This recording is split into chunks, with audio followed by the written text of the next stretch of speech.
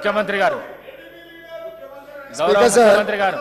గౌరవ ముఖ్యమంత్రి గారు స్పీకర్ సార్, తెలంగాణ సమాజానికి నీళ్ళు అనేవి ప్రాణప్రదాయిని. ముఖ్యంగా దక్షిణ తెలంగాణ మహబూబ్ నగర్, రంగారెడ్డి, నల్గొండ, ఖమ్మం జిల్లా వరకు కృష్ణానది జలాల మీదనే ఆధారపడి జీవితాలు కొనసాగిస్తున్నాము. మహబూబ్ నగర్ జిల్లా 10 లక్షల మందికి పైగా వలసలు పోయి తట్ట పని, పార పని, మట్టి పని, బొగ్గుబాయి, ముంబై లాంటి వలసలు పోవడానికి కారణము 2009లో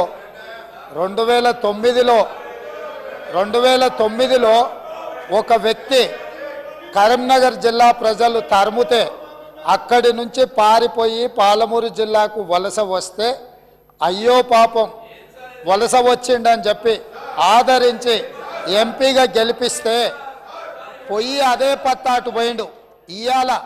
ఇవాళ అలాంటి జిల్లాకు సంబంధించి కృష్ణానది జలాల మీద చర్చ జరుగుతున్నప్పుడు ఆ మహానుభావుడు ఇక్కడికి రాకుండా ఫామ్ హౌస్లో దాచుకొని ఈరోజు తెలంగాణ సమాజాన్ని అవమానిస్తున్నాడు.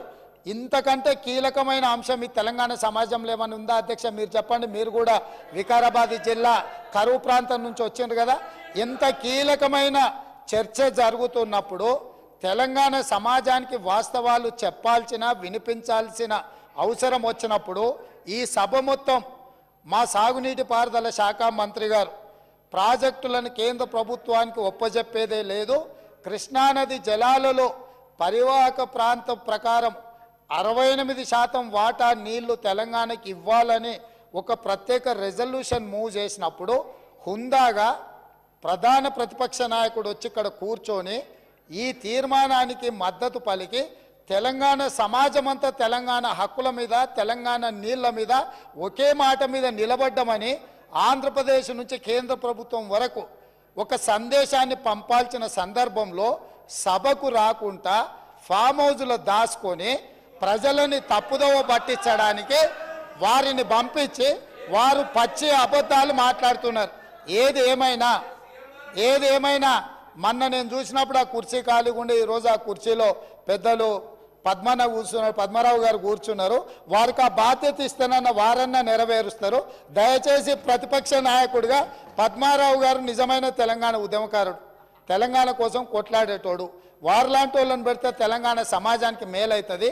నేను ఒకటే చెప్పదలుచుకున్నా, ఈరోజు ఉత్తమ్ కుమార్ రెడ్డి గారు సభలో ప్రవేశపెట్టిన ఈ ప్రాజెక్టులను అప్పజెప్పేది లేదు అనేది మొదటి అంశము.